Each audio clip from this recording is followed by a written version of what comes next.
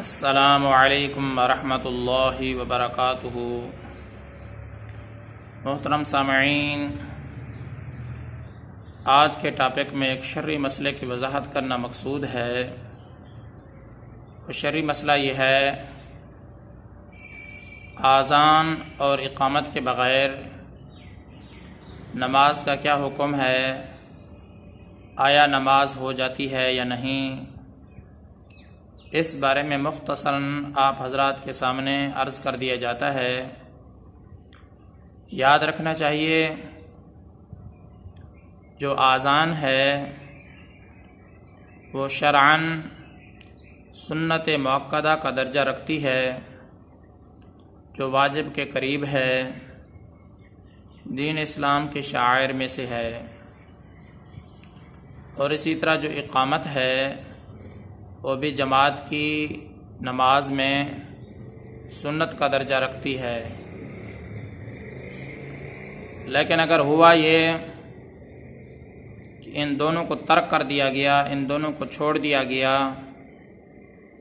مثال کے طور پر مسجد میں اذان نہیں دی گئی یا کسی اور جگہ سے لوگوں نے بالکل اذان سنی ہی نہیں، دونوں صورتوں کے اندر اگر اذان کو بھی چھوڑ دیا گیا ہے یا اسی طریقے سے اقامت کہنا، تکبیر کہنا بھی چھوڑ دیا گیا ہے، تو ایسی صورتحال میں ان کا یہ عمل مکروہ ہے، گناہ ہوگا، یہ ایک مکروہ عمل ہے۔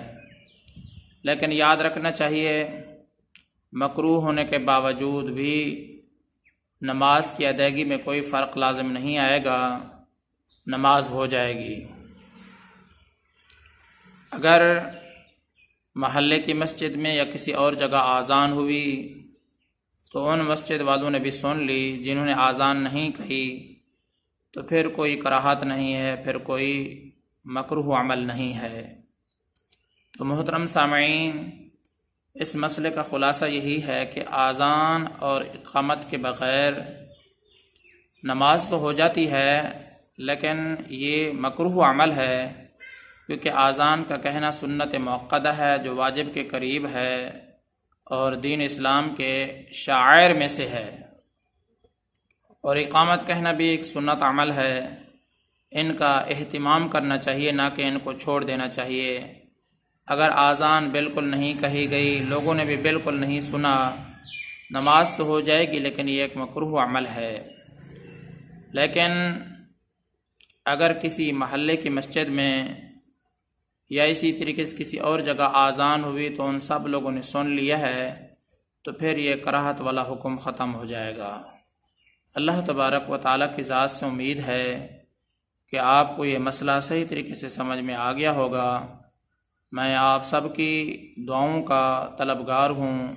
محمد ثناء اللہ فاروق۔